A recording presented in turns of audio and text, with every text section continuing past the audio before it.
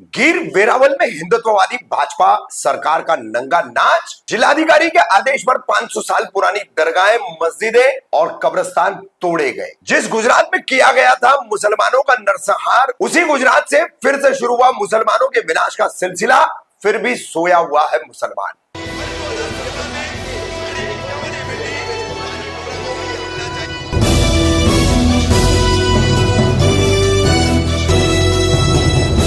रफीक कामदार हिंदुस्तानी reporter में आपका स्वागत है। एक बहुत बड़ी खबर, 28 सितंबर शनिवार को गुजरात के गिर वेरावल में, वेरावल जिला जिसे बाद में सोमनाथ स्टेशन बना दिया गया, पहले रेलवे का वेरावल स्टेशन था और सोमनाथ स्टेशन बना दिया गया।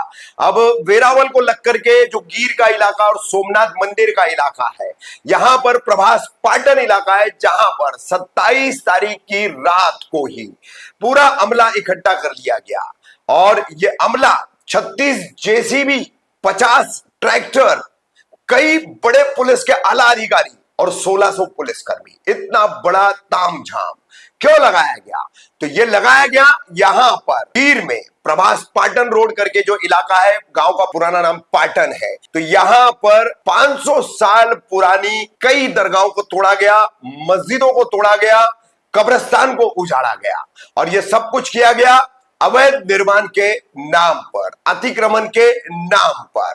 और इसका आदेश दिया गुजरात गिर के सोमनाथ और या वेरावल कहले पुराना, इस पूरे इलाके के जिलाधिकारी ने यह आदेश देने के बाद पूरी कार्रवाई की गई है। किस तरह से कार्रवाई की गई है हम आपको दिखा रहे हैं। अब आपको बता दें कि यहां पर सबसे बड़ी और पुरानी एक दरगाह है जाफर मुजाफर बापू की। हजरत जाफर मुजाफर रहमतुल्लाह अलैह की दरगाह ये छोड़ दी गई है और ये कार्रवाई की जद में नहीं आई है, वो हम आगे बताएंगे।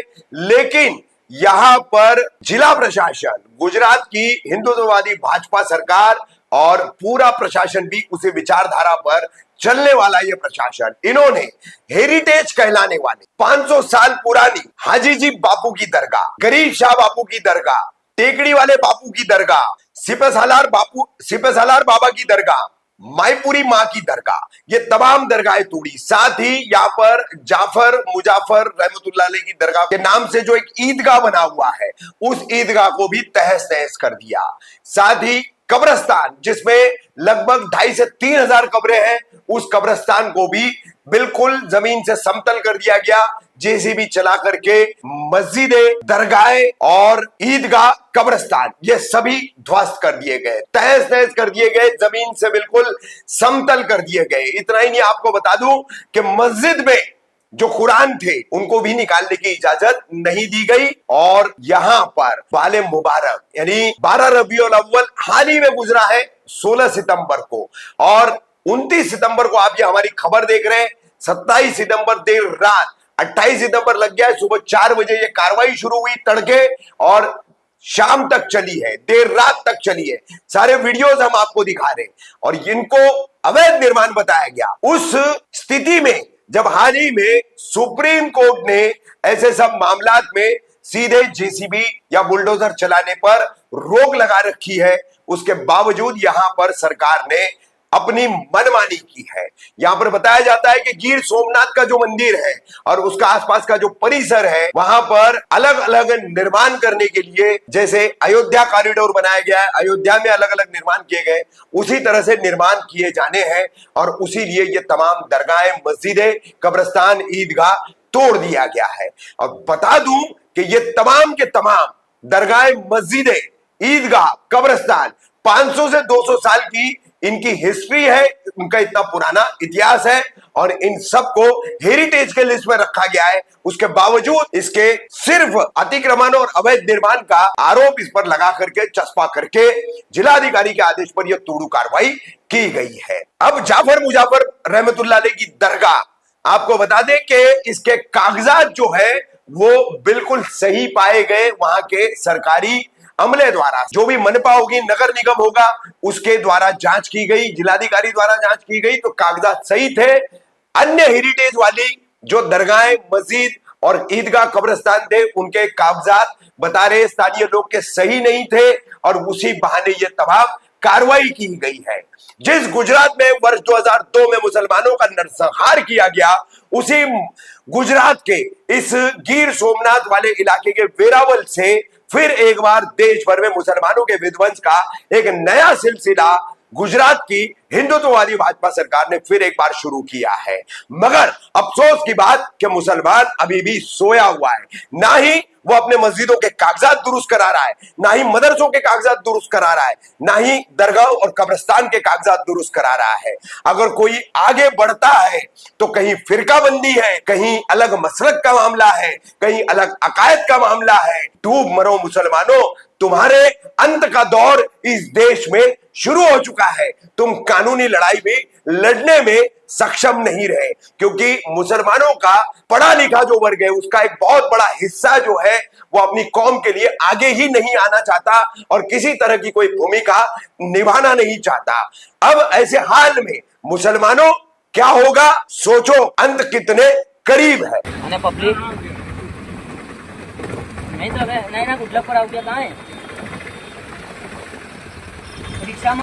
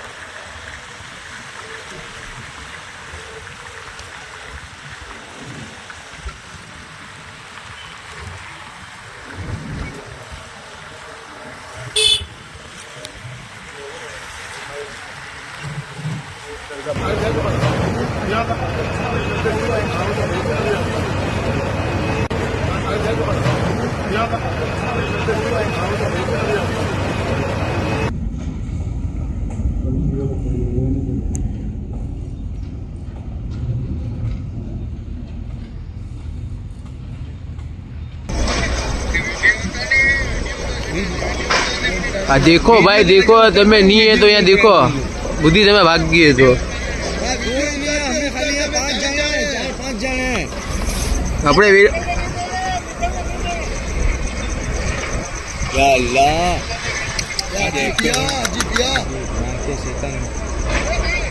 नाम लीजिए माँ, कोई के नाम लीजिए माँ।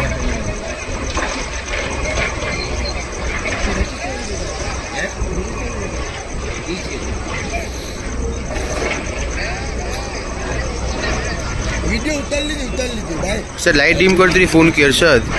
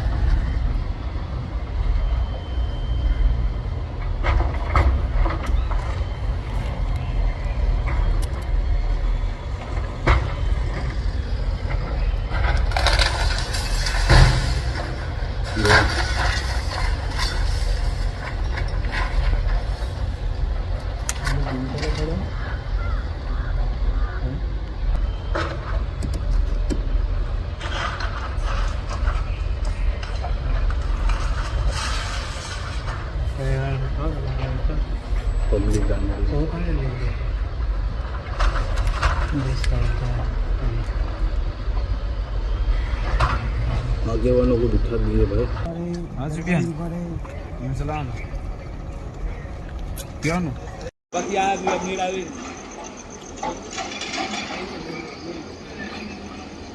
हेलो आने के लिए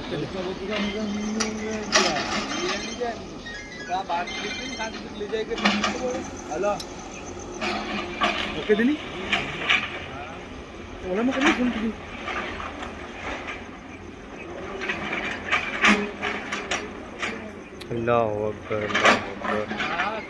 आप जो रस्ता बन जाए ना गवर्नमेंट मालिक હાજી બાવા મસ્જિદની અંદર જીસીબી વયા ગયા છે।